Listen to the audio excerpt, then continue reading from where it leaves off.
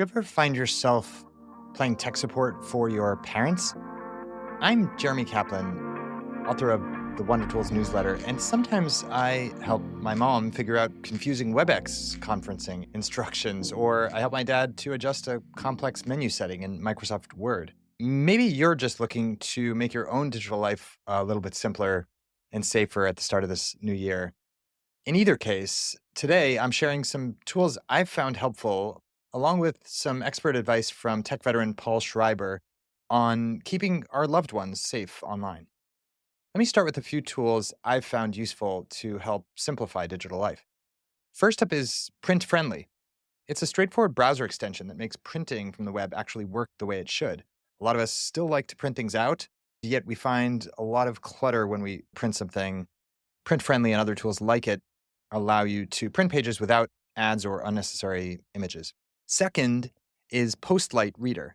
It's a Chrome extension to strip away the clutter from articles, making them easier to read, either online or when you print them. For privacy protection, check out a service from Consumer Reports called Permission Slip.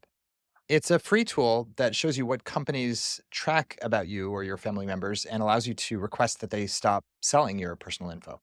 Speaking of privacy, I've personally been testing a service called Incogni to help remove my personal information from data brokers. My wife has been using it as well. And so far, it's removed my name from 414 data harvesters. While a recent Consumer Reports report found that many paid data removal services actually fall short of what they promise to do, my own experience with Incogni has been positive so far. The Consumer Reports analysis didn't look at Incogni, by the way. It looked at some other services. I haven't been able to compare it directly against other services, and I haven't been able to independently verify that my info has been removed from all those data harvesting services. But so far, it seems to be working well, and it's been very easy to use. For Mac users, I'd recommend something I've been using for years called Clean My Mac. It's great for clearing out old files and keeping your computer running smoothly. It will delete installer files, duplicate files, apps that you no longer use that are on your computer. It will basically do a cleaning check and help make sure your computer is running smoothly. And it's pretty easy to operate. I use it as part of the Set app subscription, which costs about $10 a month and has more than 200 different little applications, including Craft, the document tool I use, and Clean My Mac, and various other little tools that I find helpful on my computer. Now I'm going to introduce the recommendations of Paul Schreiber, who's a reader of Wonder Tools and who's shared some valuable insights based on his own personal and professional experience.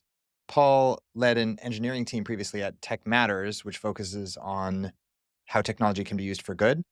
He also led development in the past for 538 at ABC News and The Undefeated at ESPN. And he spent 8 years actually as a Mac OS 10 engineer at Apple. So he knows what he's talking about. And he had written a prior guest post for Wonder Tools about protecting your online security using two-factor authentication and other kinds of tools. Paul breaks down his recommendations into a few key areas. First, hardware choices, and then some software and other kinds of tools. He recommends simplifying the hardware that our family members use if they don't need the most powerful computer out there. He recommends specifically an iPad or Chromebook.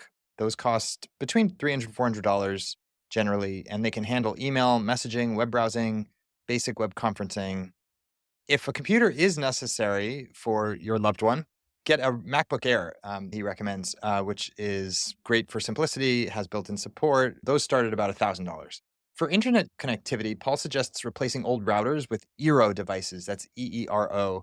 Those automatically update themselves. They can be managed remotely from your phone if you're helping your parents or loved ones take care of their tech.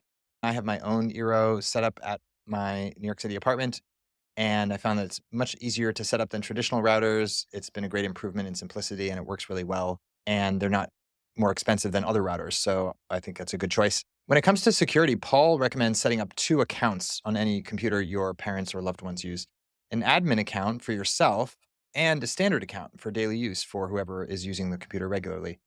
He also suggests installing an ad blocker like uBlock Origin. Not, by the way, a similarly named service just called uBlock, but that will help reduce the threat of malware and ads cluttering up the experience for whomever is using that computer. He does advise, though, against unnecessary antivirus software. The built-in tools on modern operating systems are usually sufficient, and third-party tools may not actually even work as well. They also present a threat for spyware and malware because sometimes companies masquerade as antivirus software and they're actually spam or malware. For managing passwords, Paul recommends using a password manager, so you only need to remember 2 passwords for the computer itself and for email. Everything else can be automatically generated and filled in securely. I use 1Password for this purpose, but there are also other good options like LastPass and the new built-in Apple password manager.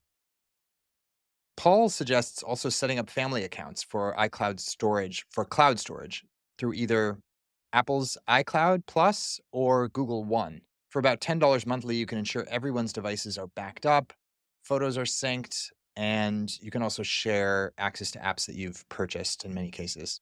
If you want personalized advice, you can visit Consumer Reports Security Planner. It's a good, free, trustworthy service. And if you're helping someone who might be susceptible to fake reviews online, consider bookmarking trusted sources like Consumer Reports, Wirecutter, or the Good Housekeeping Institute. I also use another review aggregator called Vetted.